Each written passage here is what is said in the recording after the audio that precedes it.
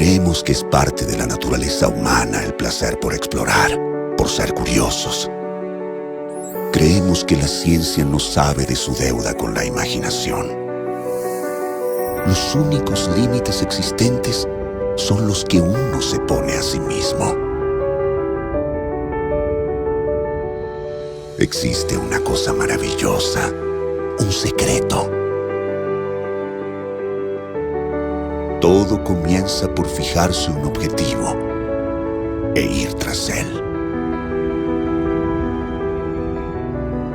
Creemos que podemos hacer una diferencia, y si se cree, todo es posible. Nuestro único desafío es decidir cuán lejos queremos llegar. Comenzamos en 1985 desarrollando implantes y prótesis médicas. Desde entonces, hemos tratado de encontrar la manera de ayudar a los médicos a resolver sus problemas. Ayudar a las personas a recuperar su sonrisa. Nos gusta trabajar en equipo. Enseñamos lo que sabemos. Compartimos con el mundo lo que tenemos. Pasión, compromiso, futuro. El trabajo es parte de nuestra vida. Queremos verte sin límites en absoluto. Existe una cosa maravillosa, un secreto. El secreto del éxito es hacer funcionar las máquinas más perfectas que existen. Las personas.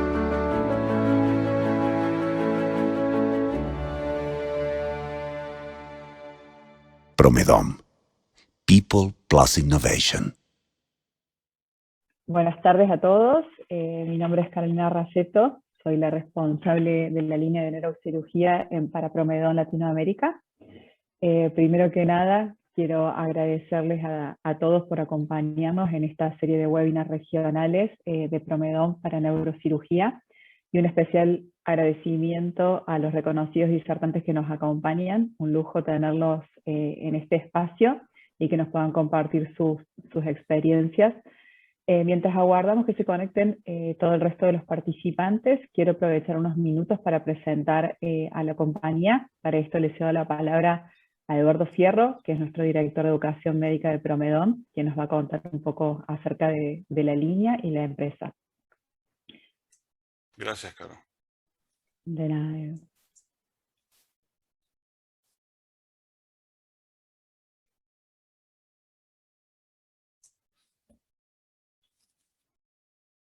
Bueno, buenas tardes, gracias nuevamente. Promedom nace en 1985 en Córdoba, Argentina, y se expande a Brasil, Chile, México, y recientemente a Alemania. En 1990, Íntegra nos da la representación exclusiva, la distribución exclusiva en Argentina, Brasil y Chile.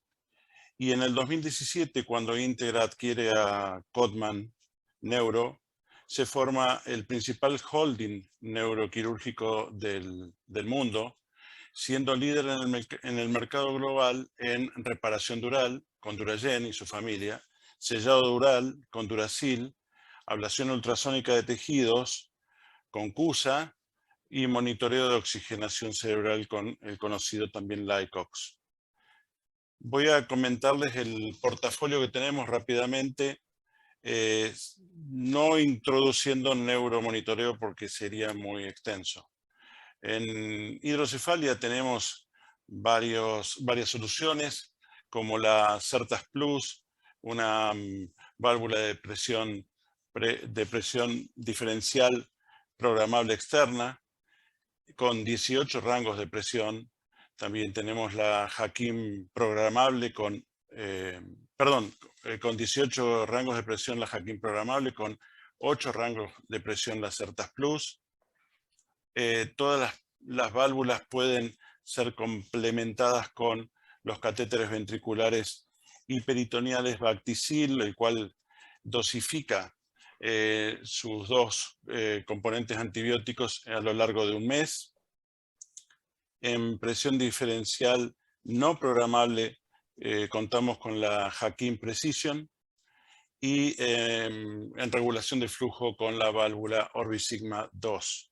También contamos para aquellos pacientes con hidrocefalia normotensiva la válvula Orbisigma Low Pro, llamada anteriormente NPH.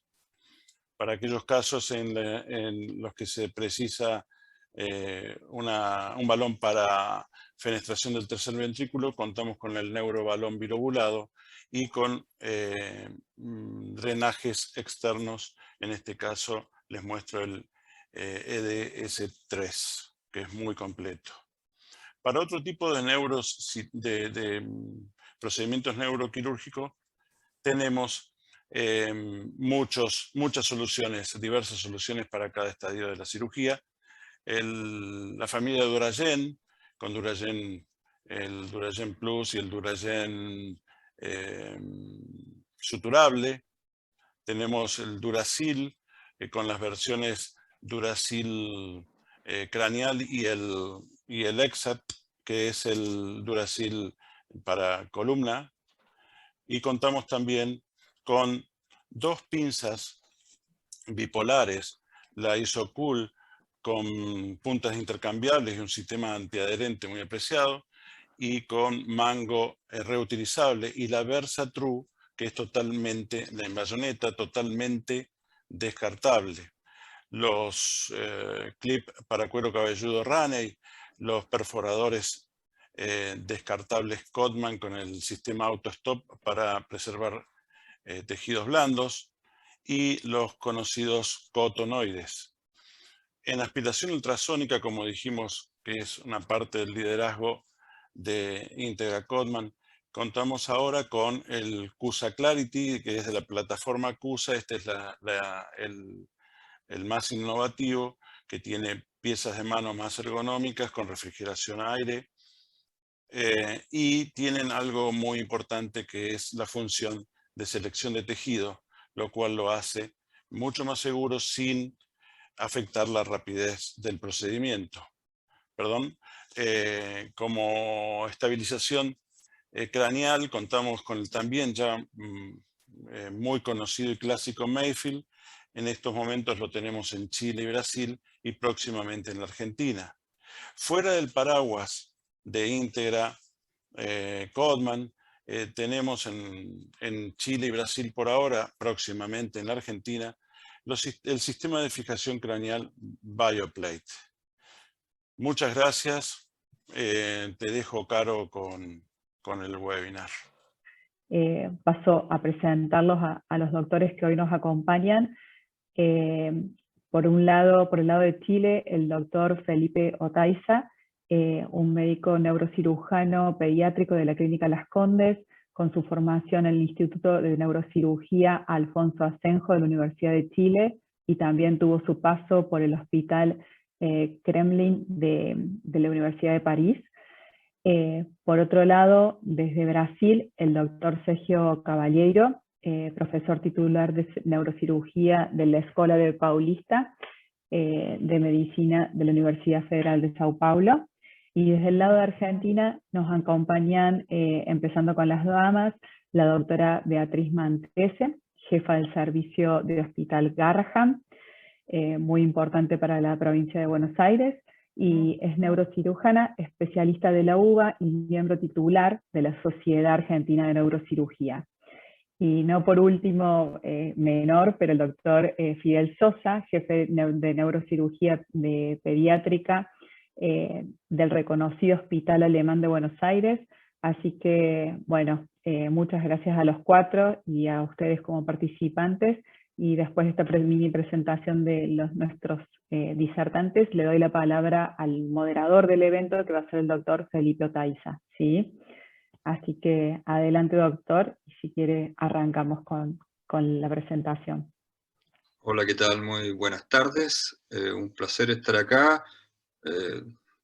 Mis disculpas por el problema en la plataforma, que ha dado cierto problema de conexión, pero bueno, feliz de estar acá, de representar un poco de haber sido invitado a representar lo que es la neurocirugía pediátrica de Latinoamérica, del Cono Sur, y la verdad que es complejo, fue difícil elegir un tema, porque el tiempo no es mucho, los temas son muy abundantes, pero quisimos, de alguna manera, los 4 presentadores que tendremos hoy día, que son de lujo, ahondar en un tema que es de alta frecuencia en la consulta neuroquirúrgica pediátrica, que como son los quistes aracnoideos.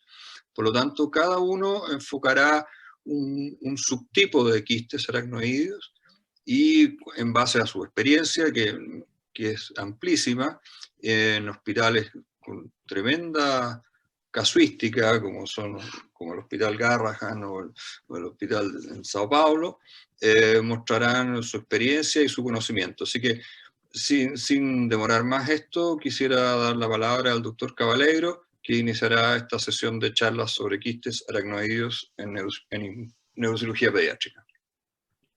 Ok, graças Felipe por esta invitação, graças ao pessoal de Promedon por mais este convite para falar de um tema comum, como o Felipe ha dito, um tema da neurocirurgia pediátrica.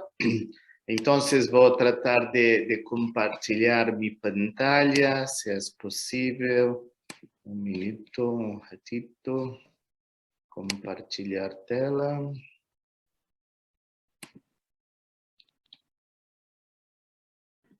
Ok, consegue ver? Está bem?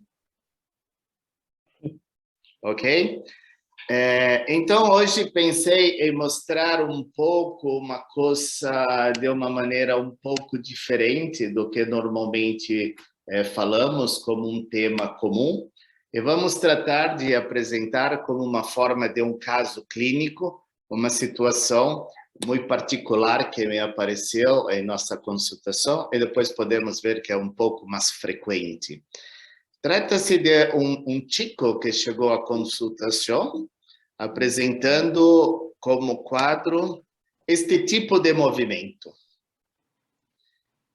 Muito interessante, que sacode a cabeça e também faz um movimento no nariz. Então, isso nos chamou muito a atenção. E a madre nos diz que este movimento tem desde 2 anos de idade. Há passado em muitos psicólogos, muitos psiquiátricos, e quando se diz a ele que separe o movimento, este movimento separa, mas quando se distrai, novamente, apresenta este tipo de movimento. Então, para que possamos ter uma hipótese diagnóstica do ponto de vista sindrômico, topográfico e etiológico, nós lançamos a primeira pergunta. Qual é sua hipótese diagnóstica? Então, podemos colocar em votação e vocês podem votar e dar sua opinião.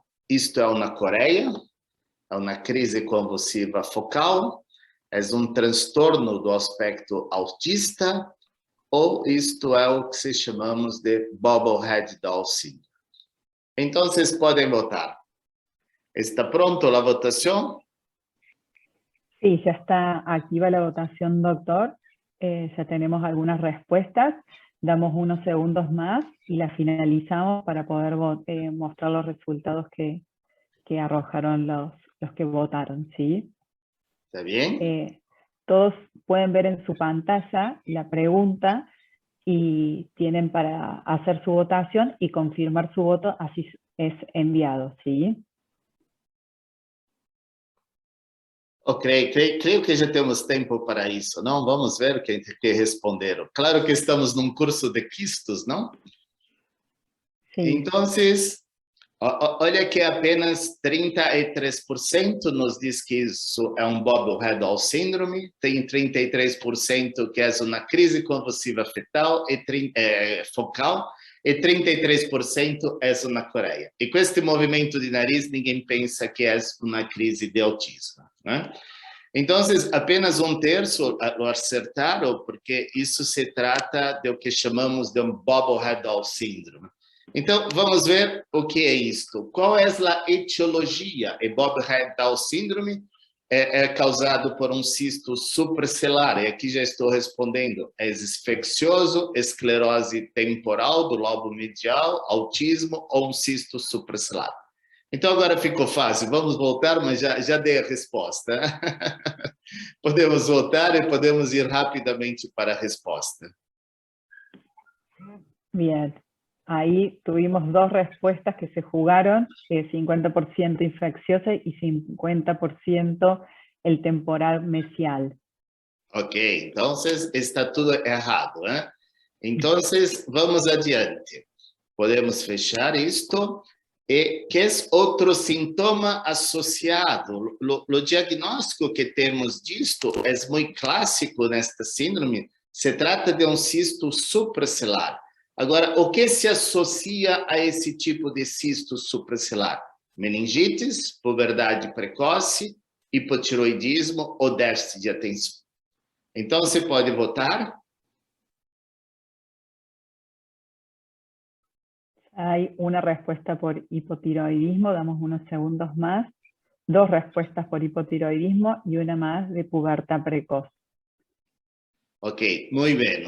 Entonces, lo que se asocia normalmente con este tipo de alteración es una pubertad precoce que apenas 33% de las personas respondieron correctamente. Então, creio que este tema é interessante porque há muitas questões diferentes. Então, resumindo melhor, este caso é uma criança de 10 anos que chegou com movimentos da cabeça, como puderam ver, e com puberdade precoce há 2 anos, e já há 2 anos em tratamento com subpsicóloga tomando medicamento para este tipo de transtorno. Então, é um cisto supracelular de topografia, um cisto aracnoideu de topografia da região de encéfalo hipofisária, e etiológico, um cisto aracnoideu.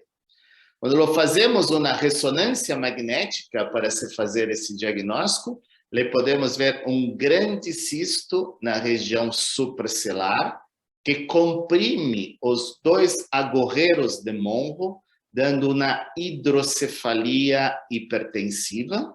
Aqui podemos ver em T2, o desplaciamento do teto de terceiro ventrículo com a fornix, a distorção do talho encefálico de mesencéfalo e esta continuação desse cisto para a região temporal, né?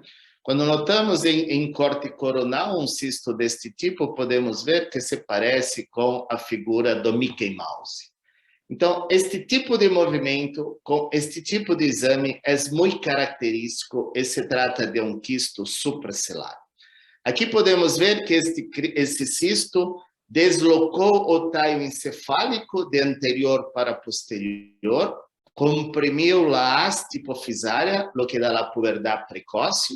E já vou falar de antemão que quando se trata estes cistos, a puberdade precoce nunca desaparece. Mas note como a compressão de talho encefálico fechou, obliterou completamente o aqueduto de Silvio, levando, além do cisto, a esta hidrocefalia volumosa.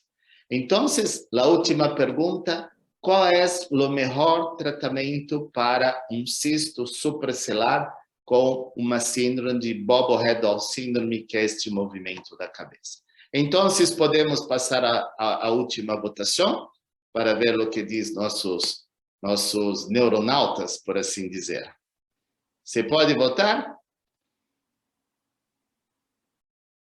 Doctor, no, esta pregunta no la podemos someter a votación porque teníamos las otras 3.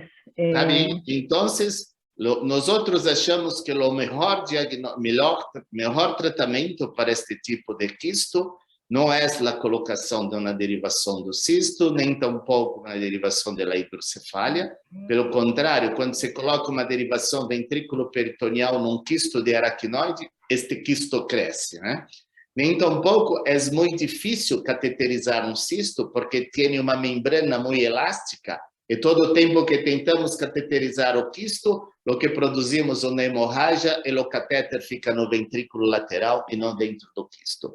Então, o que fazemos é uma neuroendoscopia e é isto que eu vou mostrar para vocês.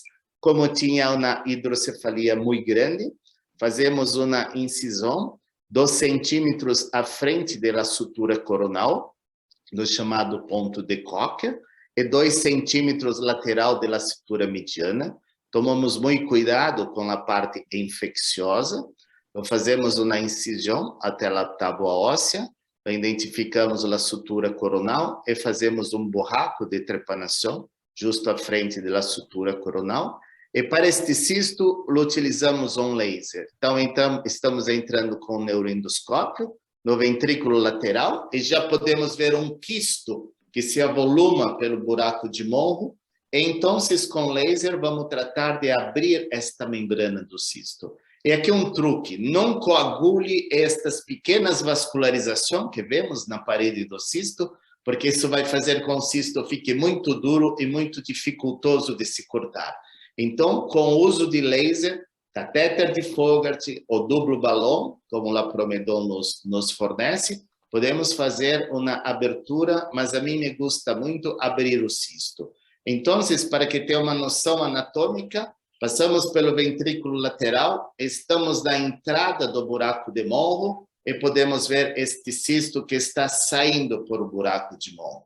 Então, mesmo com o laser, é um pouco difícil se abrir. Tratamos de aumentar este agujero com um catéter de Fogarty, colocamos tesoura, colocamos mais laser, porque o endoscópio tem que passar por dentro deste domus do quisto. O quisto aqui começa a subir e podemos ver um pouco a parede do terceiro ventrículo. Utilizamos um pouco mais de laser. E depois que sim, que conseguimos abrir essa cápsula, então vamos ver uma visão espetacular de toda a hipófise, como pode ver acá, a clinoide posterior. E agora temos que fenestrar este cisto com o espaço subaracnoideu.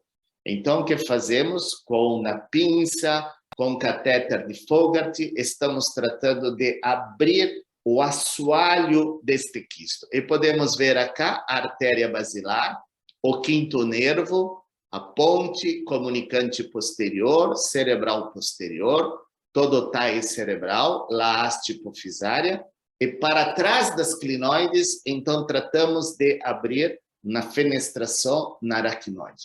Estas aracnoides, há muita membrana, porque muito tempo passou comprimido sobre o clivus. E acá estamos vendo, então, a basilar, o defeito na basilar, quando esta adentra a membrana de Liliequist, e esse é o defeito que causa este cisto. Então, temos que comunicar a parte que está dentro da cisterna com a parte da basilar que está fora da cisterna. E agora sim, fizemos uma comunicação.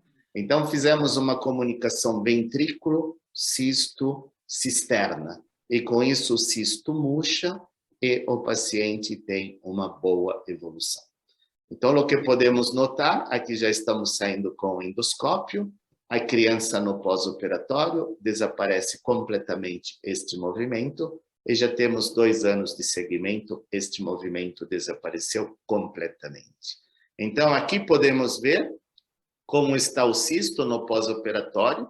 Note que a membrana do cisto, que estava bastante distendida e distendendo o teto do terceiro ventrículo, ou seja, o fornix, a veia cerebral interna, isso daqui já fica frouxo, isto já começa a descer, e o aqueduto cerebral, que estava completamente fechado, já se abre e com isso desaparece a hidrocefalia.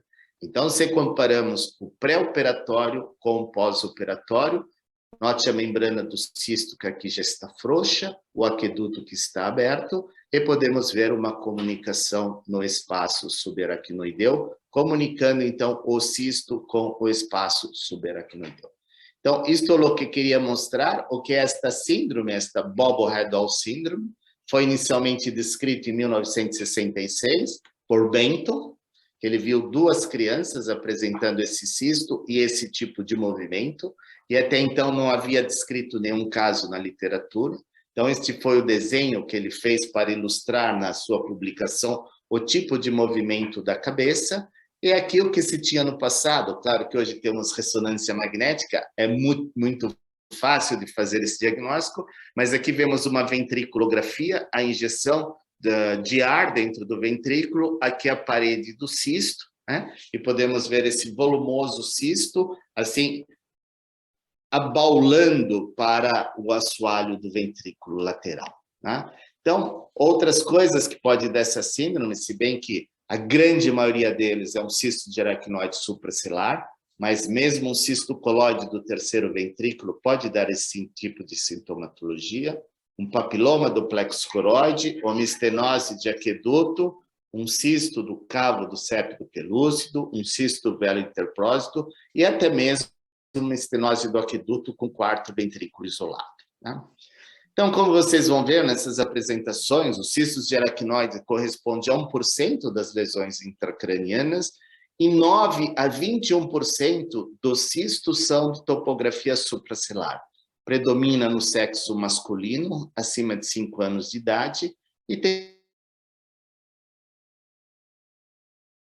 várias teorias dessa síndrome, existem 3 teorias para isso.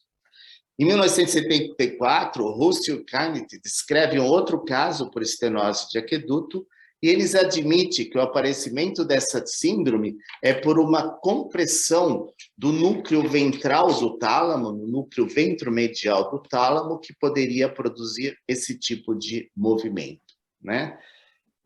Em 1985, através de ventriculografia, eles conseguem mostrar que quando você tem um cisto no terceiro ventrículo e você chacoalha a cabeça, o movimento desse cisto pode fazer com que drene um pouco de líquor, já que você está com hipertensão intracraniana, e com isso aliviaria os seus sintomas da hidrocefalia. Então, muitos acreditam que isso não tem nenhuma compressão de núcleos da base, isso seria por apenas um tique que essa criança apresenta, chacoalhando a sua cabeça e com isso melhorando a hipertensão intracraniana, né? Então, isso foi proposto por Wise em 1985 e Cocker descreve o aparecimento dessa síndrome com uma estenose de aqueduto e um quarto ventrículo isolado. Então, ele admite que o problema não está nos núcleos talâmicos, nos núcleos da base, na região do terceiro ventrículo, e sim no núcleo rubro dorso-medial, que uma dilatação do quarto ventrículo e uma dilatação do terceiro ventrículo poderiam, então, explicar esse tipo de síndrome. A grande verdade é que alguns cistos da fossa posterior podem mostrar um movimento um pouco diferente no movimento bulborraquidal, que é de anterior para posterior, mas alguns cistos da fossa posterior, o paciente pode se manifestar com esse movimento que eles dizem de não, não, não, e poderíamos encontrar um cisto da fossa posterior, tá? Com relação ao tipo de tratamento, pode ser feita uma craniotomia, pode-se colocar uma válvula no ventrículo, pode-se fenestrar esse quisto por punção direta, mas isso é difícil, ou realmente realizar um tratamento por endoscopia que mostram os melhores resultados, né? E quando nós vamos fazer uma endoscopia, alguns preconizam simplesmente abrir o domus do cisto. E quando nós vamos ver esse resultado, quando você só comunica o cisto com o ventrículo, você tem que falha essa cirurgia em 16% dos casos. Porém, quando você faz uma fenestração ventrículo, cisto, cisternostomia, como foi que eu demonstrei para vocês, nós temos que voltar lá, esse procedimento só falha, você só tem que fazer alguma outra coisa em 8% dos casos. Então, o que eu gostaria de mostrar para vocês é um aparecimento clínico não tão usual, né, desse movimento que é característico praticamente do cisto supracelular. Falar para vocês que depois que aparece a puberdade precoce, mesmo que você trate o cisto, a puberdade precoce não desaparece. Então, o ideal é tratar esses cistos antes que apareça a puberdade precoce, e o melhor tratamento para o cisto supracelular é uma ventrículo-cisto-cisternostomia. Michel Zerra e o seu time lá de Paris, junto com Christian Santirose, descreveram 3 tipos de cistos. Um cisto tipo 1, em que ele cresce, oblitera o buraco de Monro bilateralmente e leva à hidrocefalia.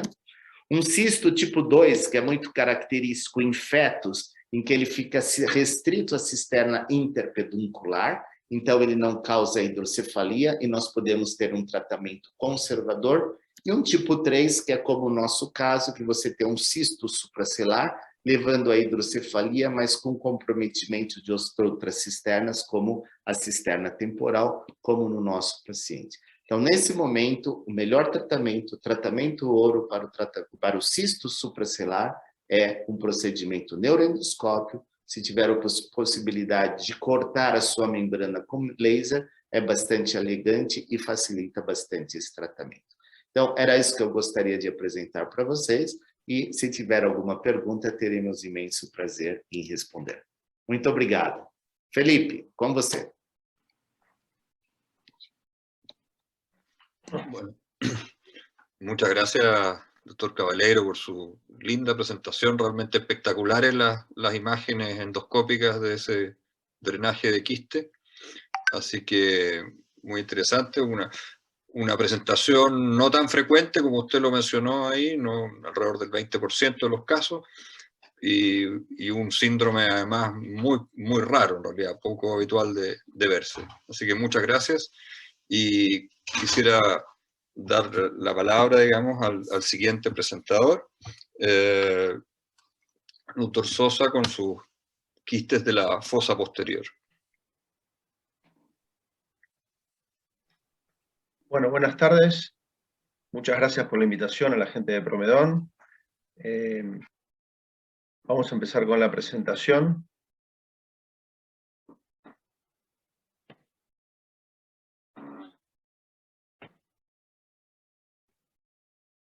Doctor, mientras usted proyecta, les voy comentando que las preguntas las vamos a responder al final de las presentaciones de los doctores, pero las pueden ir escribiendo en el momento que consideren para no olvidárselas. Bueno, yo soy el doctor Fidel Sosa, trabajo en el Hospital Alemán y en el Hospital del Cruce de Buenos Aires, y el tema que me tocó en suerte dar es los quistes aracnoideos de fosa posterior. Primero vamos a hablar unas pequeñas generalidades de quistes, que bueno, como para introducir en el tema. La teoría más aceptada de la formación de los quistes es el desdoblamiento del aracnoides en la fase embrionaria. El líquido es macroscópicamente igual al líquido cefalorraquídeo. Ya vamos a ver en el caso clínico que voy a presentar que esto fue importante para la resolución de la conducta quirúrgica. Y lo que es también interesante es cómo está compuesto un quiste aracnoideo, básicamente de células aracnoideas, fibras de colágeno, y puede también haber células gliales o ependimarias. Por lo tanto, a veces el diagnóstico histológico después de resecar parte de la membrana podría llegar a ser también de quiste ependimario y no quiste aracnoideo.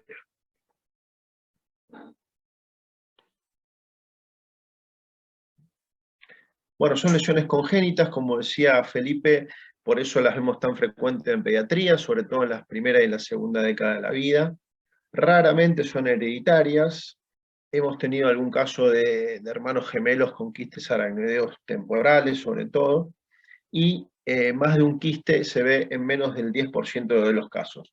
También hemos tenido pacientes con quistes con pacientes que compartían quistes supracelares y temporales al mismo momento, o otro paciente con quistes temporales en ambos lóbulos temporales.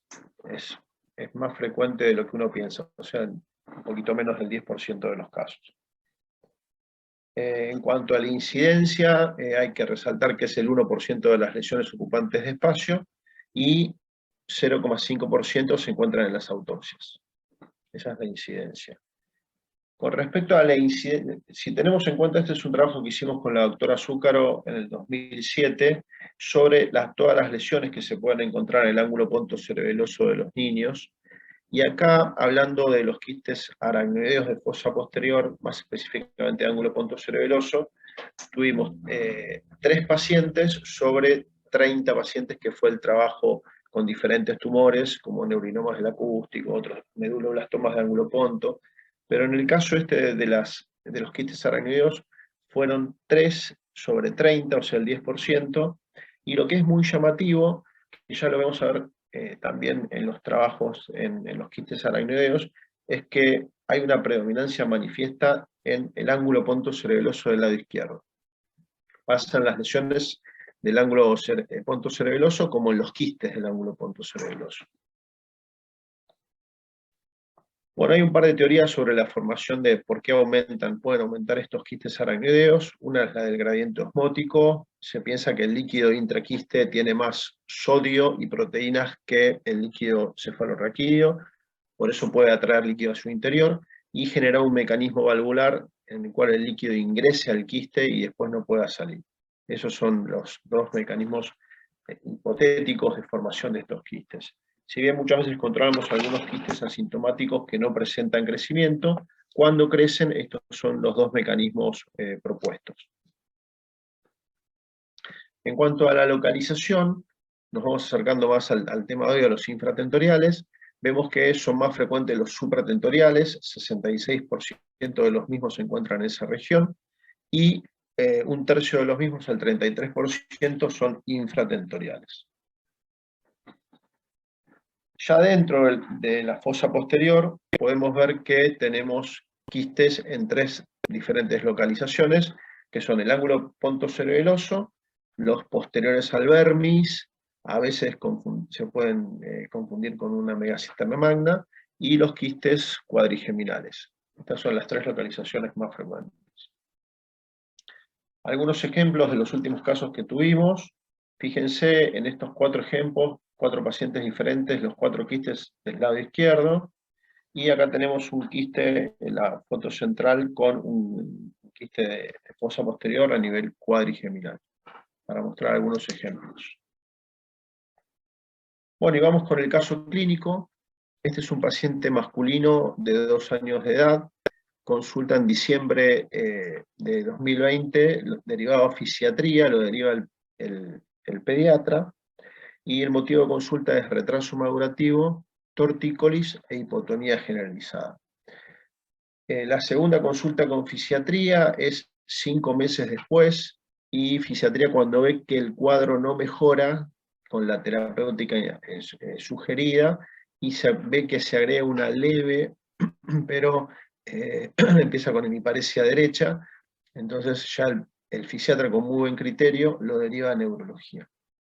Y la parte de neurología solicita la resonancia magnética nuclear con la que se hace el diagnóstico.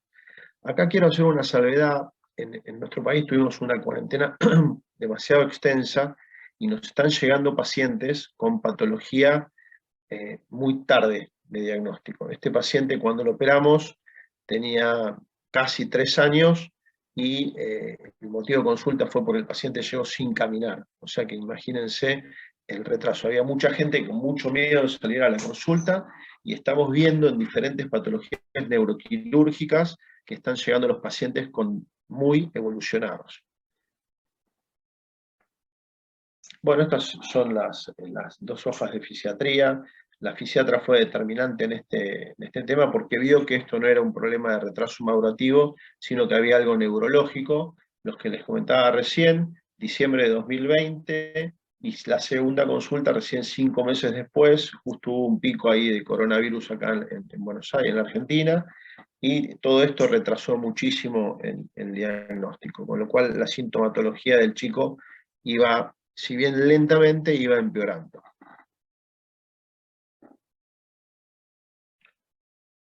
Bueno, y llegamos al examen físico prequirúrgico. A este chico lo operamos en julio de este año, hace poquito, hace 2 meses más o menos, y lo que veíamos que era un chico que no tenía retraso madurativo, lo que tenía era un trastorno severo de la marcha, por la lesión que ahora les voy a mostrar, una hemiparesia derecha leve, tenía también francos trastornos del habla y una tortícolis también muy manifiesta.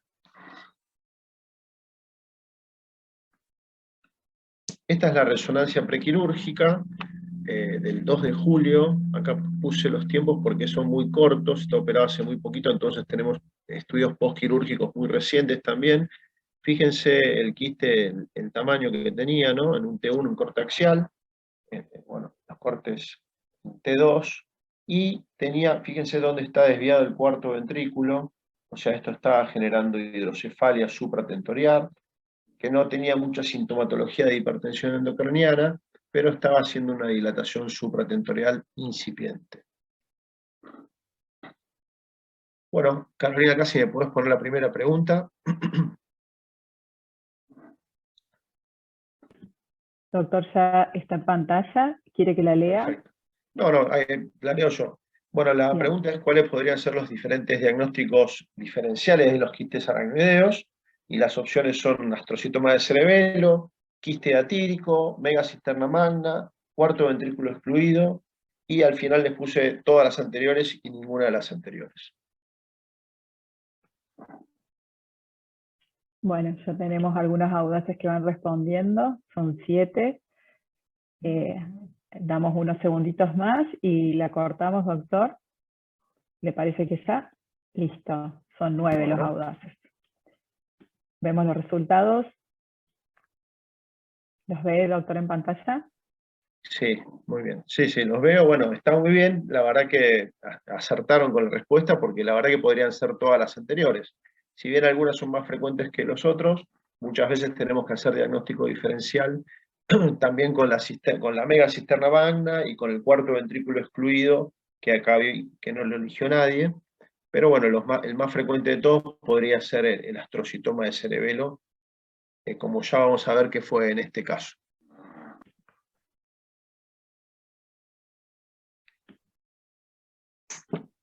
Vamos con la siguiente. ¿Con la siguiente pregunta quiere, doctor? No. Ah, La siguiente, o sea, no la puedo pasar desde mi pantalla.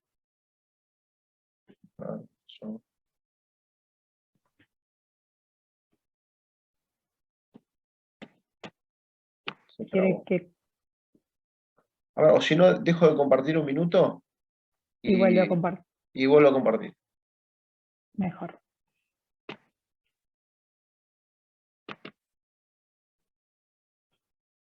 Excelente.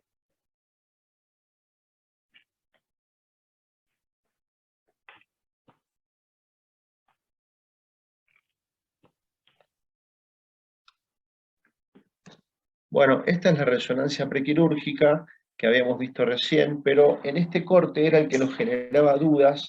La verdad que era un cuadro neurológico bastante progresivo. Desde el chico había empezado con la tortícolis hacía ya 1 año y medio largo, y nos generaba esa lenta evolutividad, nos generaba la sospecha de que podía llegar a ser un astrocitoma de cerebelo. En principio se realizó una resonancia sin contraste, fue la que pidió el neurólogo.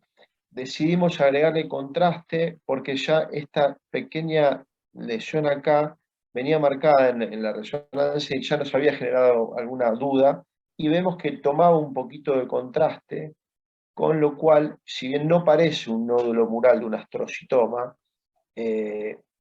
hasta el momento de la resolución quirúrgica no supimos qué podía llegar a ser, ¿no? Si un quiste aracnoideo, los dos diagnósticos que se barajaban era el quiste aracnoideo o un astrocitoma quístico de cerebelo. Les vuelvo a mostrar acá el cuarto ventrículo, lo luxado que está, y el tronco como está comprimido, ¿no? La verdad que este chico no sé cómo aguantó tanto tiempo esta no consulta. Pero bueno, vamos, creo que está la segunda pregunta ahora, Carolina. Sí. Bueno, ahora ya había que operarlo el paciente, y la pregunta consiste en qué tratamiento elegiría para este quiste aracnoideo de fosa posterior. La fenestración endoscópica, la válvula de derivación citoperitoneal o la fenestración microquirúrgica, y también podría ser, el paciente no estaba muy sintomático, que alguien pueda elegir la conducta expectante y ver cómo se va desarrollando. Así que cuando quieran pueden votar. Bueno, doctor, ya tenemos 9 personas que votaron, damos unos segundos más, ya son 10, y cortamos. Bueno. Los resultados, doctor, son los siguientes. Perfecto, bueno, eligieron fenestración microquirúrgica, y esto nosotros coincidimos con esa decisión, y seguramente los que eligieron la fenestración microquirúrgica se definieron por el tema de que podía ser un astrocitoma de cerebelo. El 30% de personas que eligieron la fenestración endoscópica, en este caso en particular nosotros no la elegimos, no solamente por la posibilidad de que sea un tumor, sino porque en este tipo de quistes en la fosa posterior a diferencia del quiste supracelular que comentó el doctor Caballero en el caso anterior, es más complicado manejarse, resecar bastante cantidad de cápsula como se puede hacer a cielo abierto. Así que, bueno, la respuesta es correcta. Eligieron la fenestración microquirúrgica, que es lo que hicimos. Vamos a ver si sigue ahora. No, luego de la pregunta. Vamos de nuevo con el dejar de compartir.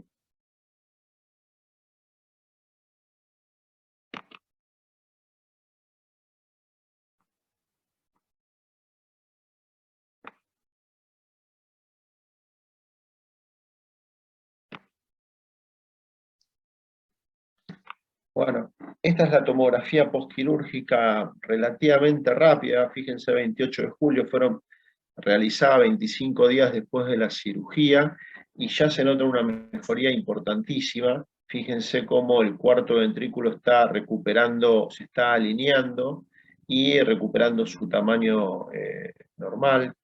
El tronco también está mucho más libre y hay una reexpansión cerebelosa importantísima, ¿no? Hicimos una craniotomía, ya hace unos años estamos haciendo craniotomía de fosa posterior y no craniectomía. Y lo que encontramos en la cirugía fue una membrana delgada, compatible con la membrana de un quiste aracnoideo y no de un astrocitoma quístico, que son membranas más gruesas, y sobre todo el contenido del quiste era un contenido exactamente igual al líquido cefalorraquídeo y no xantocrómico como uno puede ver en los pacientes que tienen un astrocitoma quístico de cerebelo. Unos días después realizamos una resonancia postquirúrgica, donde también vemos la mejoría clara que se obtuvo con la cirugía, con la alineación del cuarto ventrículo, bueno, y la reexpansión cerebelosa básicamente. Esto es pre y postquirúrgico, fíjense, hay solamente 45 días. Pensemos que esta es una patología congénita que el chico la tenía desde que nació. Calculamos que se fue agrandando porque la sintomatología fue avanzando, con lo cual suponemos que va a tardar un tiempo bastante prolongado en recuperar la reexpansión cerebelosa total. Si bien en otros casos anteriores vimos que la reexpansión es casi ad integrum. Pero más importante que la resonancia es el estado postquirúrgico del paciente, que bueno, la verdad que un paciente es otro niño, empezó a caminar al mes de la cirugía, mejoró el lenguaje francamente, también mejoró la alimentación, la verdad que eso no le encontramos mucha explicación, y lo que más mejoró también fue la tortícolis, ¿no? Pero el tema que empieza a caminar a los 2 años y 7 meses, después fue muy importante y los padres y el equipo médico, la verdad que felices. Bueno, y hablar un poquito de los diagnósticos diferenciales, por último. Este es nuestro caso. Este es el caso que encontré más similar, pero bueno, esto es el astrocitoma quístico de cerebelo. Acá se ve bien el nódulo mural, es chiquito, pero lo tenía. Y acá tenemos el quiste nuestro con esta imagen que era dudosa de nódulo, pero no lo fue. Otro caso, teníamos otro para el diagnóstico diferencial, una lesión medial quística, tomografía, resonancia, corte sagital, y después en los otros cortes vimos también que tenía un nódulo mural, por ende también el diagnóstico más probable es con astrocitoma de cerebelo. Otro astrocitoma cerebeloso de la época pre-resonancia, que en este caso no podemos ver el nódulo mural, pero bueno, vemos que es una imagen bastante similar a la que teníamos. Este es otro caso que, si bien no es un astrocitoma de cerebelo, podría llegar a ser un quiste aracnoideo, pero fíjense que la imagen es intraaxial, o sea, no está en la cisterna del ángulo pontocerebeloso, es totalmente intraaxial. En este caso, lo que fue un quiste atípico. Son raros, pero bueno, también es una de las cosas que hay que pensar en este caso. Bueno, muchas gracias por su atención. La idea era mostrar un caso interesante hablar un poquito también del retraso en el diagnóstico en esta época de la pandemia en nuestro país, por lo menos, no sé cómo será en Chile y en Brasil, pero en nuestro país nos están llegando pacientes muy evolucionados, y bueno, un caso interesante de muy buena evolución por imágenes y sobre todo la evolución clínica del paciente. Bueno, muchas gracias.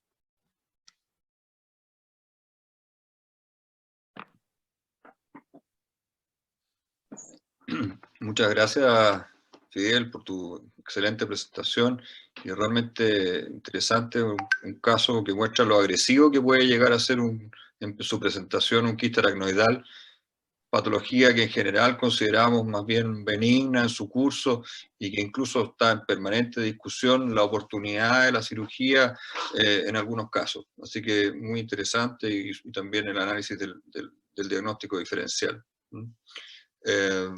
En la tercera lugar quisiera presentar a la doctora Mantese, que presentará el tema de los quistes aracnoidales de la convexidad, que es una presentación menos frecuente, pero muy interesante. Adelante, doctora. Doctora, ¿le parece, quiere decir algunas palabras o proyecto su Les agradezco presentación? mucho la invitación a Promedón. Bueno, estoy muy contenta de estar con ustedes, con todos los compañeros de Latinoamérica. Y bueno, y quisiera que puedan comenzar con... Al-Holu y colaboradores analizaron mediante resonancia magnética nuclear en pacientes menores de 18 años un volumen de resonancias de 11.738.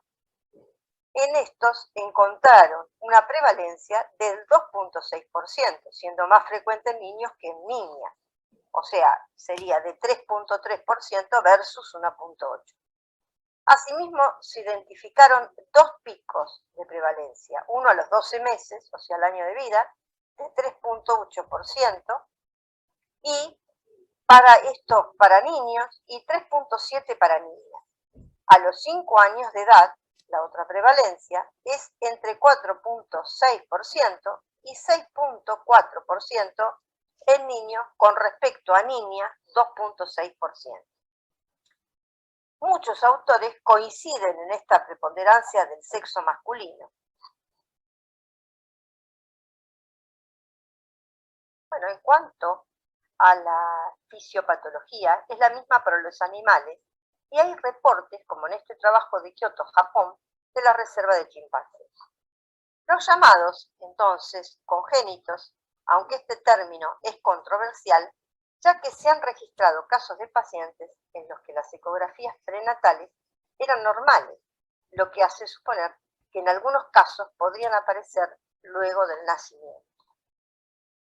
Hamilton Matsushita presenta este trabajo de desaparición espontánea, y también estos son reportes que son frecuentes como case report en la literatura. En este trabajo de la Universidad de Kanazawa del 2020, vemos en este quiste importante, el caso del quiste en crecimiento, desde el espacio subdural o por trauma o por inflamación. Otro de los trabajos que nosotros podemos ver es este caso de la ruptura de un quiste aracnoideo que puede ser diagnóstico diferencial con una migraña compleja o con un mimic stroke. Este trabajo es del 2021 y se presenta en la Universidad de Duisburg. Realizó un consenso de la Sociedad Pediátrica Argentina hace 2 años, en uno de los últimos congresos en la ciudad de Pinamar, en el cual, por consenso, se define que los quirúrgicos sintomáticos son los que se deben operar. Aquellos que tienen hidrocefalia, los que tienen déficit neurológico progresivo con foco motor, los que tienen convulsiones por foco epiléptico congruente con el quiste, los que tienen deformidad estética de la calota y los que tienen hipertensión endocraniana. Entonces, en los que se constata edema de papila o por medición de PIB. Aquellos controversiales son los que podemos poner en duda de operarlos o no, que pensamos que son posiblemente sintomáticos, que son los que tienen cefalea, epilepsia difusa, retraso madurativo, aquellos que son gigantes, Galassi 3, asintomáticos, y no quirúrgicos, el Galassi 1. En esta diapositiva les detallamos los procedimientos quirúrgicos, los pasos claves y los detalles quirúrgicos, que para los quistes de la convexidad son similares a los otros quistes de tanto supratentoriales como infratentoriales o para los quistes espinales. Pero, ¿qué podemos decir de la mitología de la neurocirugía en cuanto a los quistes? Bueno, en el siglo VII, o bien en el siglo VIII, como vemos en la imagen en la diapositiva, este óleo, se escribe la Odisea y relata que Ulises debe enfrentar el problema del viaje de regreso a Ítaca. Era, entonces, en una de las islas de las sirenas, Hermes le dice que deben ponerse cera en los oídos para no escuchar el canto de las sirenas. ¿Y qué canto escuchamos nosotros en general? Bueno, nosotros podemos decir como Ulises, que está atado al poste, al mástil central del barco, que se resiste a operar el quiste. Y la sirena, entonces, o todos queremos operar porque nos resulta muy fácil operarlo. Y a esto vemos la evidencia, como les mostré antes, de toda la literatura, es que se debe ser muy cauto en la cirugía de los quistes. Los diagnósticos diferenciales, como el DNT, la colección subdural, o bien la encefalomalacia. La encefalomalacia o malaquía, que proviene del griego antiguo, que significa deterioro progresivo de la consistencia normal del tejido, que lo vemos que se provoca entonces, hay necrosis, fenómenos isquémicos, necrosis focal, infecciones, encefalitis, meningitis y traumatismos craneales. Esto es otro de los case reports también del 2020, del Journal Neurological Surgery, del Departamento de Neurocirugía de la Universidad de Saarland de Hamburgo, Alemania. Pero ustedes también se habla del remodelado, como vemos en la diapositiva, el remodelado de la calota. Bueno, otro de los casos de diagnóstico diferenciales es el DNT, como vemos en la foto de la izquierda, la número 1, y en la foto 2 vemos una agenesia del cuerpo calloso asociada a un quiste interhemisférico que se extiende a la convexidad. En la foto 1 de la izquierda vemos un quiste aranoideo secundario a encefalomalacia, y el de la derecha, la foto de la derecha de la radiografía, vemos un DNT que es un tumor neuroglional disembrioplásico. Con respecto a la resonancia y al espejo, bueno, sabemos que la reducción del tamaño del quiste se puede ver dentro de las 6 semanas de la neurocirugía. A veces lo vemos y a veces puede ser incierto. La reducción, si bien de ellos es más evidente en chicos. Según los datos de Ganguiem y colaboradores, la tasa de éxito de la neuroendoscopía de los quistes de fosa posterior y cuadrigeminal es mayor al 83%, mientras que para los quistes silvianos es menor al 75%. Esta es la estadística de nuestro hospital. Vemos los casos que nosotros tomamos desde el 2015 al 2021. Y estas son la cantidad de casos que se operaron. Los quistes aranoideos temporales, si fueron 36, se operaron por craniotomía y procedimientos microquirúrgicos, ¿no es cierto? Y 7 fueron por vía endoscópica. Los quistes aranoideos de la convexidad solamente existieron 2 en todos estos años, dos, los cuales fueron operados también por microscopía. Bueno, estos son 2 casos que les voy a presentar ahora, que son del servicio de neurocirugía del Hospital Garrahan. Este paciente, que consulta a los 11 meses, tiene 34 semanas de gestación, de un perímetro cefálico al nacimiento que fue normal. La fontanela es amplia y llena al momento de la consulta, el perímetro cefálico mayor de 2 de vías estándar y una calota remodelada. En cuanto a la resonancia magnética, encontramos un quiste aranoideo de la convexidad anterior izquierda con efecto de masa en parénquima. La cirugía que le efectuamos fue una comunicación microquirúrgica. El posoperatorio tenía una fontanela baja y mejoría del abombamiento y del perímetro cefálico. Ven ustedes, aquí vemos la prequirúrgica, ven ustedes el remodelado, se ve perfectamente la desviación de la línea media del paciente y el quiste. En el posoperatorio inmediato vemos sí que persiste el remodelado, es fácil de verlo en el estudio, y todavía no notamos una mejoría con respecto al efecto de masa.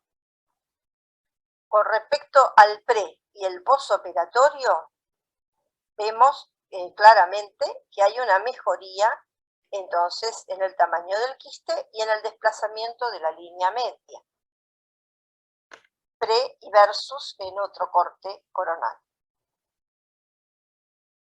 Con respecto a las complicaciones generales, nosotros podemos hablar que las complicaciones para los quistes son las inmediatas, con hemorragia y daño neurológico, parálisis del nervio motor ocular común, eso es en los grandes quistes, más tardías y pérdida de LSR y posterior meningitis un 5 o un 7%, hematomas y gromas subdurales el 9 y el 15%.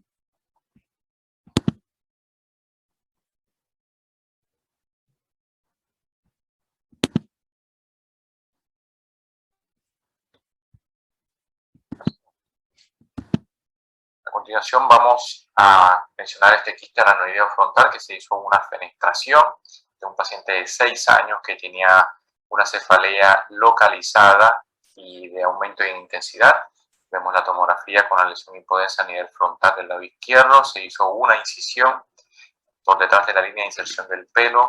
Se hizo una pequeña plaqueta con cráneo tomoeléctrico y una apertura dural lineal, donde se observaba inmediatamente por debajo la membrana del quiste pulsátil. Se hizo una comunicación microquirúrgica con el resto del espacio aranoideo de la convexidad. Vemos la radiografía de control postoperatorio y la tomografía pre y postoperatorio, donde se observa una disminución del volumen del quiste. En términos de las conclusiones, queremos decir que las clasificaciones son conclusas e imprecisas y que no existe un acuerdo de las clasificaciones de los quistes de la región celar, especialmente los que se localizan a nivel prefontino y retrotribales, y que la tipificación de los mismos se ve dificultosa por la variabilidad anatómica de las membranas aranoideas y de las cisternas y la posibilidad de ocupación de varias cisternas o de regiones. Por eso hay quistes que no podemos decir en cuanto a la clasificación que son realmente focalizados de la convexidad. Bueno, muchas gracias y les dejo esta última imagen para ustedes, que es una fotografía de Lucas Poblete, del norte sanjuanino, de la cordillera de los Andes de Argentina. Muchas gracias. Bueno, a continuación vamos a hacer unas preguntas de la doctora que nos facilitó para votación. La primera de ellas, doctora, ya está en pantalla. ¿Quiere que la lea yo o la lee usted? Sí, la leemos. Con respecto a la localización frecuente de los quistes, A, si son frontales, B, si son parietales, C, todas las anteriores, o D, ninguna de las anteriores. Bueno, ya tenemos algunas respuestas. Damos unos segundos más y damos por finalizada la votación ahora. Los resultados los comparto en pantalla, doctora. Perfecto. Está muy bien, son el 55% dijo todas las anteriores, son frontales y parietales principalmente. Perfecto. Bueno, vamos a la segunda pregunta. ¿Está en pantalla ahora, doctora? Sí, ¿qué técnica quirúrgica se debe utilizar? ¿La fenestración microquirúrgica, la fenestración endoscópica, cualquiera de las anteriores o ninguna de las anteriores? Bueno, ya tenemos bastantes respuestas. Damos 3 segundos más y damos por finalizada la votación en este momento. Ahí vemos los resultados en pantalla, doctora. Perfecto. Bueno, habla de cualquiera de las anteriores el 58%. Perfecto. Es lo que creemos que tanto por vía endoscópica o microquirúrgica se puede resolver el tema. Así que estamos de acuerdo. Doctor Felipe, no sé si quiere hacer alguna pregunta o... No, solo felicitarla. Además, me encantó el concepto de el canto de la sirena porque en realidad encaja muy bien con lo que yo voy a hablar a posterior, porque los quistes aracnoideos muchas veces son considerados como una cosa sencilla y atractiva de operar, y la verdad es que también tiene sus complicaciones y es complejo, digamos. No es un tema que hay que mirar en menos en ningún caso. Así que agradezco su presentación, doctora. Gracias.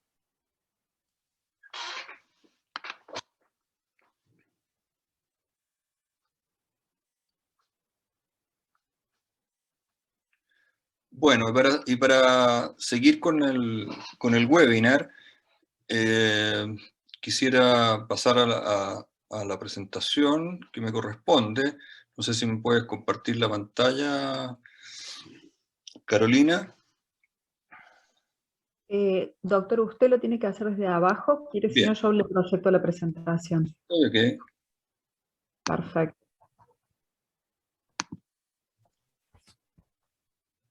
Vamos a ir a la presentación, entonces. Se ve ok.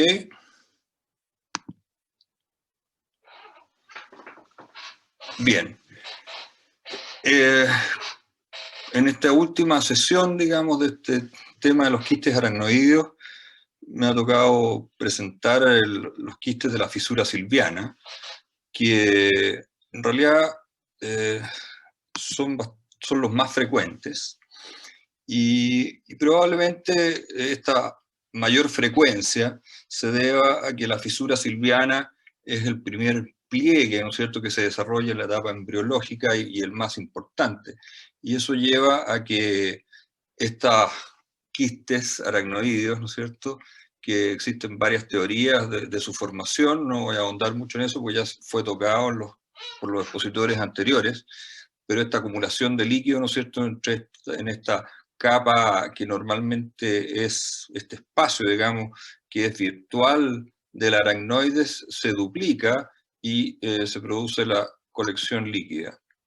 Aquí están muchas de las localizaciones de los quistes aracnoideos, pero donde claramente la fisura silviana predomina.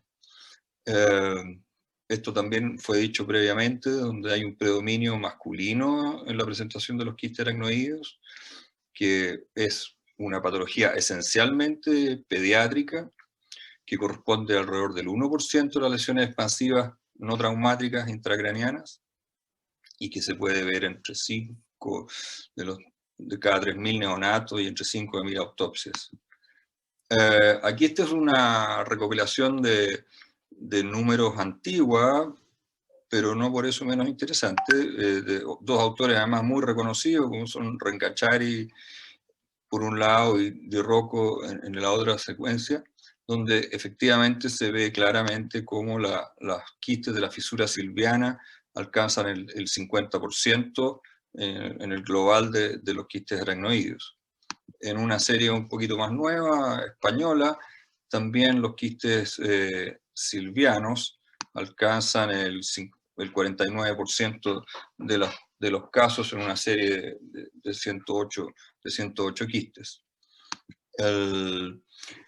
La clasificación, en este caso, de los quistes silvianos, que es ampliamente utilizada, de Galassi, que lo divide en 3 grupos, digamos, los Galassi 1, que son los más pequeños, que ocupan solamente la punta del temporal sin provocar mayor efecto de masa, y habitualmente que están ampliamente comunicados con el espacio subaracnoideo. Los tipo 2, que son un poco más grandes, que producen desplazamiento del lóbulo temporal, que se extienden hasta la fisura silviana propiamente tal, y que tienen habitualmente una comunicación a lo mejor un poco más lenta con el espacio subaracnoideo. Por último, los grado 3, ¿no es cierto?, que son grandes, que se salen de la fosa temporal, pueden producir efecto de masa sobre el lóbulo temporal, sobre el lóbulo frontal, perdón, y el lóbulo parietal, y habitualmente tienen poca comunicación al espacio subaracnoideo. Esta clasificación es bastante utilizada y probablemente una de las que se utilizan también para decidir la indicación quirúrgica o no.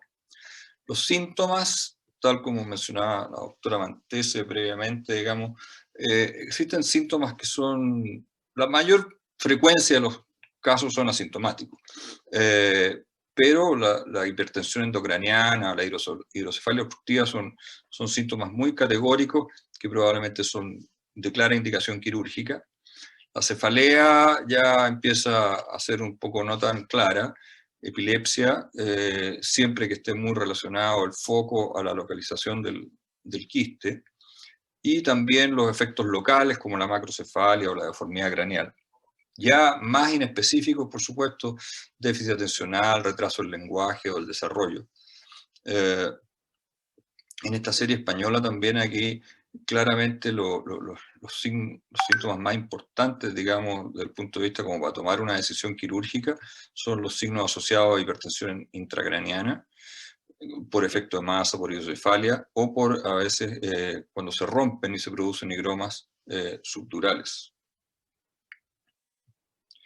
El estudio, habitualmente, estos pacientes, cuando son hallazgos, en general vienen derivados porque consultaron o por un accidente, por un trauma, o por un estudio de cefalea, y el TAC habitualmente es el examen más frecuentemente utilizado.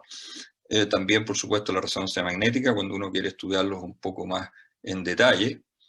El electroencefalograma también es un examen útil, sobre todo cuando hay alguna sintomatología sugerente de epilepsia o no. El examen neurooftalmológico, cuando estamos pensando en la posible hipertensión endocraniana. Y evaluación neuropsicológica, sobre todo en casos que son aparentemente asintomáticos. Por último, en esta es una forma un poco distinta de distribuir los síntomas, pero básicamente interesan los signos de hipertensión endocraniana, que son indicadores de cirugía categóricos, como el papilledema, la hidrocefalia. Los signos relacionados al quiste, que también son bastante objetivos, un macrocráneo o el abombamiento focal óseo. Después tenemos síntomas que son evidentemente más inespecíficos y que a lo mejor hay que estudiar mucho más en detalle, como sería el retraso del desarrollo psicomotor, una epilepsia, como mencioné anteriormente, dolores de cabeza o mareos. Ahora, los efectos de masa de grandes quistes, diría yo que por lo menos en el caso de los quistes silvianos es un poquito más controvertido el volumen. Los quistes rotos y la hemorragia intraquística son menos frecuentes, pero también son más, evidentemente pueden llevar a una indicación quirúrgica.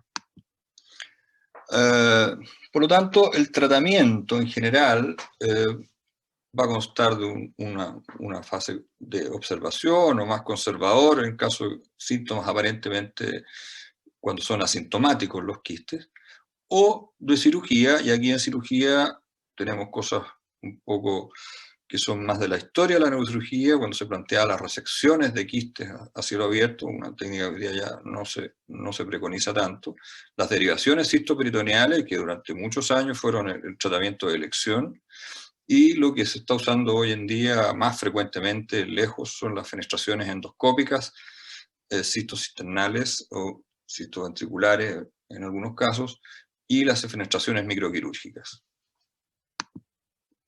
Este tema del manejo de los quistes de fosa media o quistes de la fisura silviana, en realidad es controvertido. De hecho, a principios de este año hubo en el ESPN uno de estos duelos de titanes, digamos, sobre las conductas a seguir, donde pareciera ser que algunos han tomado una conducta más conservadora en el manejo de estos quistes.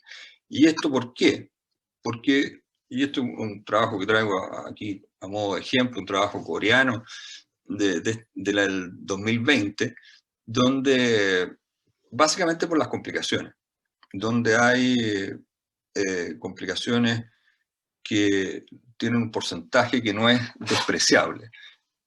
Colecciones subdurales, reoperaciones y la suma de otras pequeñas complicaciones como pueden ser déficit neurológico, problemas de exposición en caso que se utilice válvula, filtraciones de líquido cefalorraquídeo, infecciones, síndromes de sobredrenaje, en fin, hay un número de complicaciones que no son menores y por lo tanto eso tiene que hacer pensar un poco cuando decidimos operar un quiste, no dejarnos influenciar demasiado por el tamaño o por la alternativa de una cirugía. Y por esto mismo traigo este caso a modo de ejemplo. Es un caso relativamente reciente de un niño de 8 años sin antecedentes previos que consulta en un servicio de urgencia fuera de Santiago, en el sur de Chile, en diciembre de 2020, por cefalea y vómitos muy importantes, con el antecedente que en los 2 días anteriores había presentado un golpe en la cabeza jugando en una cama elástica junto con unos amigos. Y consulta en el servicio de urgencia, donde se realiza inicialmente un TAC de cerebro y una resonancia magnética de cerebro y un estudio de fondo de ojo. Voy a mostrar inicialmente este es el escáner, donde se ve un quiste aracnoideo de la fosa media, ¿no es cierto?, que impresiona aquí que puede haber algo de sangre en su interior. Un quiste importante, un Galassi 3, digamos, que tiene efecto, se ve aquí remodelación de la calota y con una pequeña colección subdural frontal. Se complementa esto con resonancia magnética, que la verdad es que no aporta nuevos elementos. Un gran quiste importante y con colección subdural asociada. Por lo tanto, estamos en presencia de un quiste que probablemente a consecuencia del traumatismo que tuvo en los días previos, tuvo una rotura y tuvo un vaciamiento parcial al espacio subdural, con lo cual eso motivó la aparición de síntomas. En este momento, la pregunta para el auditorio, ¿no es cierto?, es ¿qué harían ustedes? ¿Mantener en observación a este niño o cirugía? Carolina, tuya la... Está la pregunta en pantalla, doctor, ya estamos recibiendo respuestas, tenemos 6 hasta el momento. Damos 3 segundos más y cortamos la votación. Bueno, finalizamos, ¿sí? Ahí están los resultados, doctor, ahí se los comparto. ¿Los puede ver en pantalla? Sí, claro. Bueno, aquí hay una leve mayoría de la cirugía, que me parece que es lo correcto en este caso. Y de hecho fue lo que se hizo en el hospital donde fue recibido este niño inicialmente.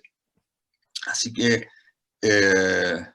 voy a seguir con la presentación. Ahora, como segunda pregunta, iríamos a ¿qué opción les parece la más razonable? ¿Una derivativa cistoperitoneal? ¿Una fenestración endoscópica? ¿Una derivativa subduroperitoneal? ¿O una fenestración microquirúrgica?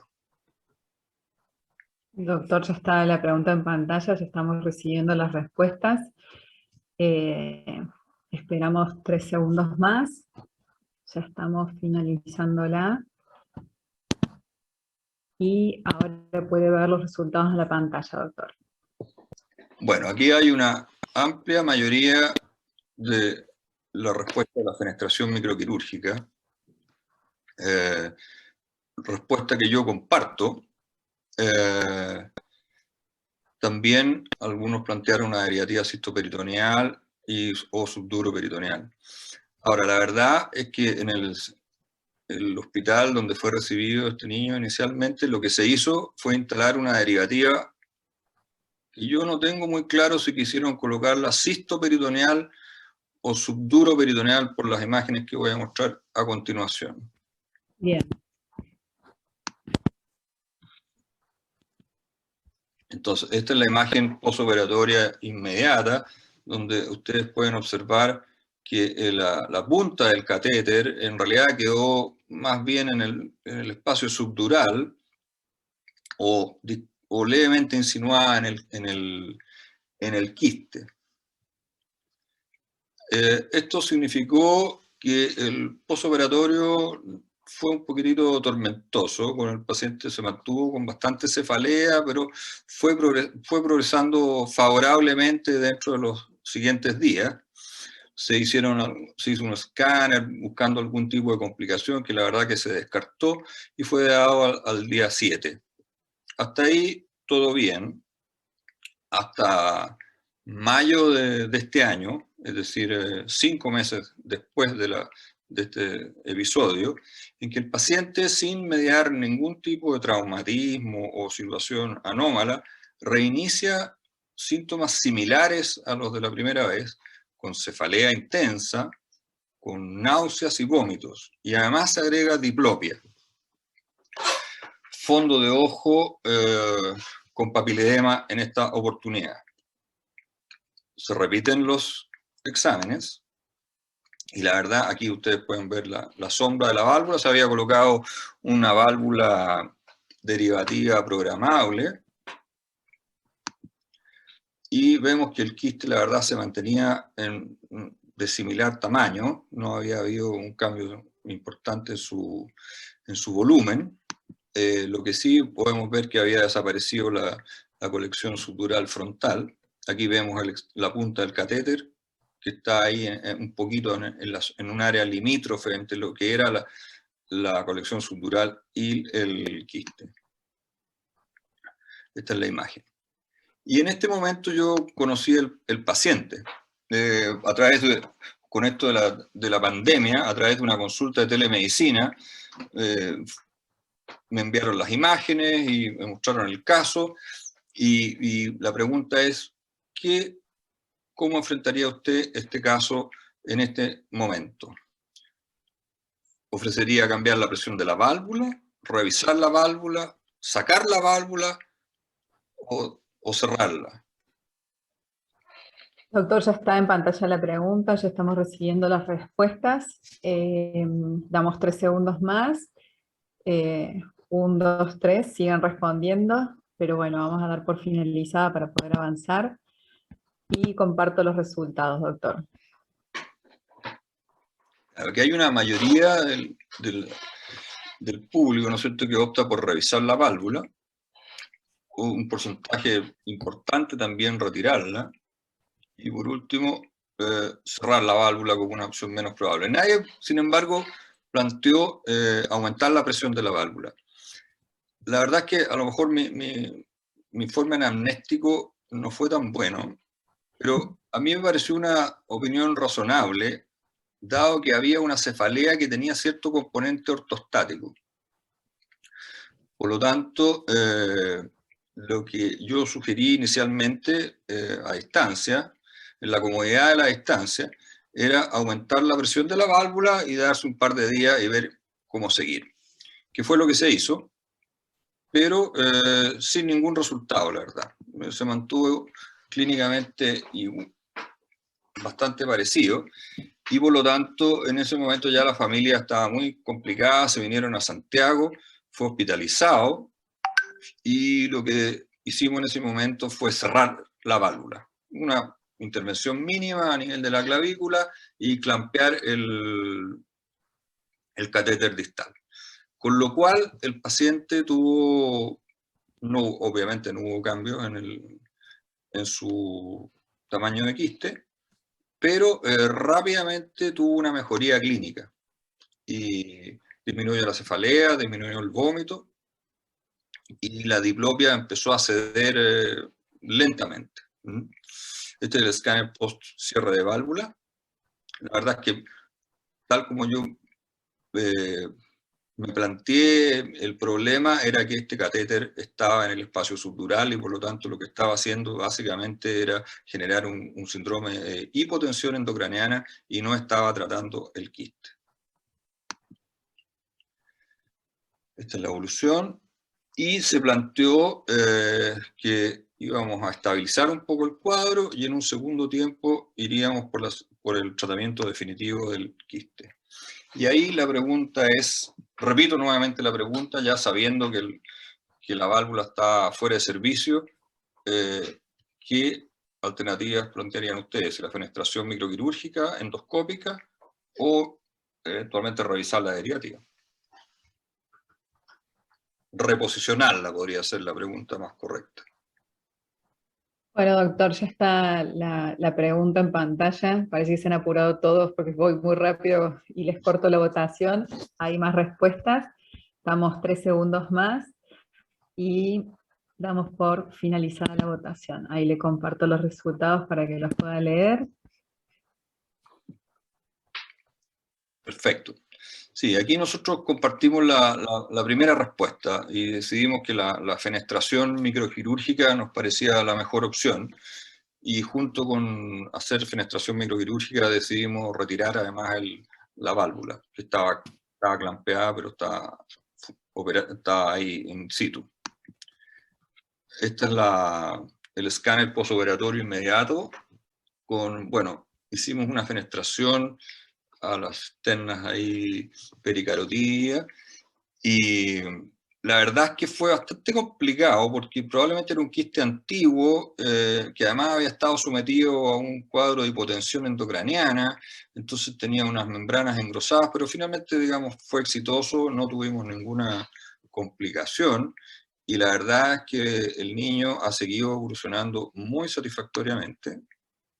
El fondo de ojo mejoró en formas, ya actualmente al 31 de agosto estaba sin papiledema, la diplopia desapareció completamente, y la imagen, la verdad es que todavía no hay cambios significativos en el tamaño del quiste, pero evidentemente la clínica ha sido muy favorable. Por lo tanto, quisiera solo comentar, como una sugerencia, que los síntomas de los quistes aracnoideos no deben ser subestimados o negados, por una parte. No necesitan ser progresivos para que uno lo deba considerar como una indicación quirúrgica. Y por último, que los quistes de gran tamaño, Galassi 2 o 3, de hallazgo incidental, por lo menos debieran tener una evaluación neuropsicológica para tratar de ayudar un poco en la definición de llevarlos a pabellón o no. Muchas gracias. Queda abierta la sesión para las preguntas.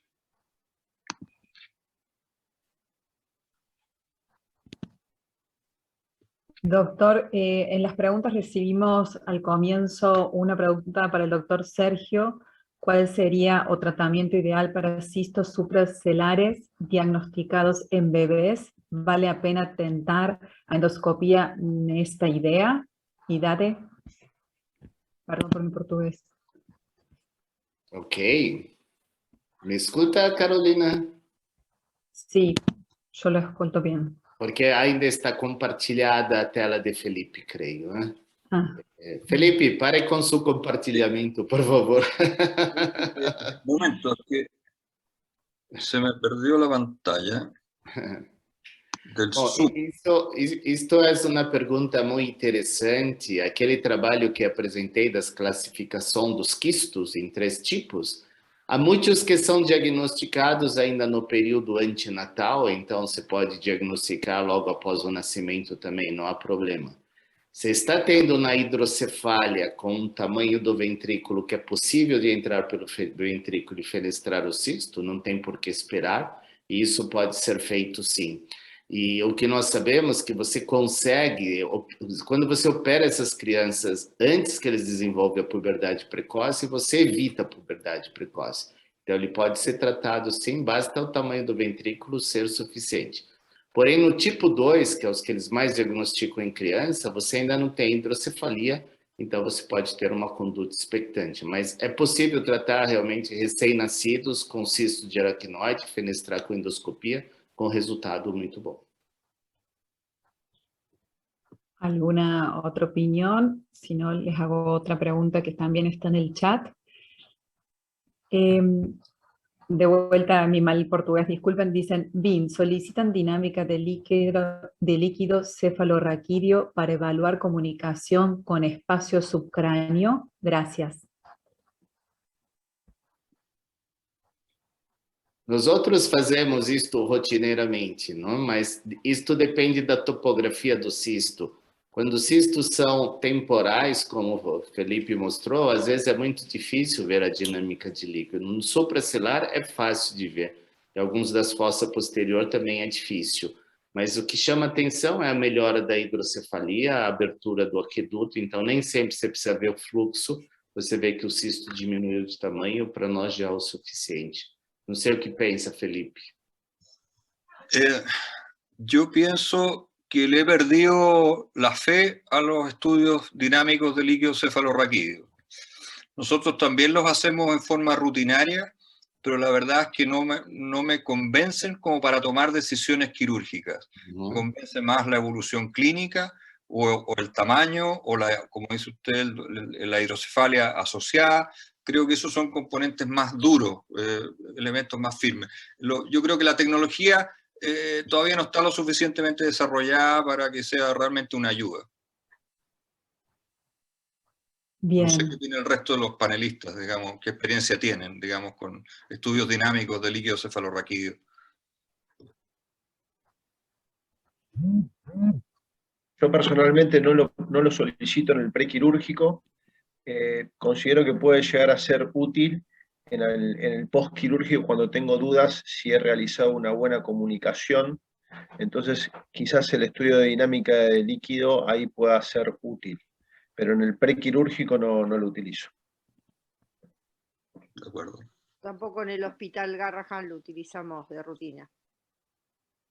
Creio que uma coisa interessante, principalmente para os familiares dos pacientes, é falar que vamos tirar o cisto, né? Vamos fenestrar o cisto, mas que o cisto continua lá, né? Do mesmo tamanho, com aquele espaço vazio. Isso que às vezes temos que deixar muito claro para a família, porque os radiologistas falam com o cisto, você sabe que já fenestrou o cisto, mas o espaço, depois de um cisto muito tempo, aquele temporal ou mesmo a hidrocefalia acaba não diminuindo muito e você tem as mesmas alterações radiológicas, porém com melhora da sintomatologia.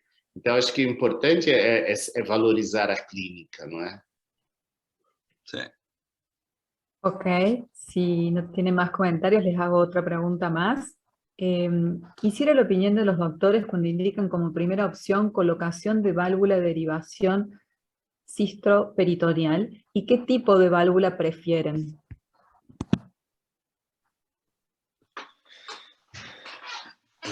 Doctora, ¿quiere abrir los fuegos, no? Bueno, que depende el tipo de tamaño de quiste. Lo que vimos que no tuvimos mucho resultado, también complicaciones con colocación de válvula a los quistes directamente, a los cistos. Tuvimos complicaciones en aquellos que hemos tenido con mucha presión y eso nos llevó a replantearnos, bueno, quizás hay cirugías, como decíamos con usted, doctora, anteriormente, que hay que tener mucha cautela en operar estos quistes. Cuando nosotros colocamos, en algunos casos que hemos tenido, pero últimamente desde el año 2015 en adelante no le hemos puesto válvula a ninguno de los quistes. Con anterioridad hemos puesto válvula a quistes grandes, gigantes, pero en este momento, desde el 2015 en adelante, o sea, son varios años, no hemos puesto ninguna válvula a ninguno de los quistes. De acuerdo, de acuerdo. Sí, yo la verdad, no sé si, bueno, probablemente porque me tocó ver muchas complicaciones de quistes derivados, complicaciones tardías, con quistes que en realidad desaparecían clínicamente, o digamos imaginológicamente, pero que de repente tenían disfunciones valvulares y se transformaban en un problema serio. Yo me formé un poco con esa imagen, por lo tanto, en general trato de evitar las válvulas en los quistes, ¿ya? Como concepto general. Y lejos me parece que la mejor opción es la fenestración endoscópica y en algunos casos particulares la fenestración microquirúrgica. Ahora, debo reconocer sí también que en algunos quistes, recuerdo en este momento algún quiste de fosa posterior, en un recién nacido muy importante, recurrido a la derivativa, ¿ya? Porque me pareció compleja un abordaje microquirúrgico en un recién nacido, digamos, y más todavía una fenestración endoscópica. Pero la verdad es que en lo posible no usar válvula. Y si tengo que usar una válvula, ojalá que pueda ser una válvula programable, porque en realidad ese es uno de los temas de las válvulas, es que de repente sobredrenan.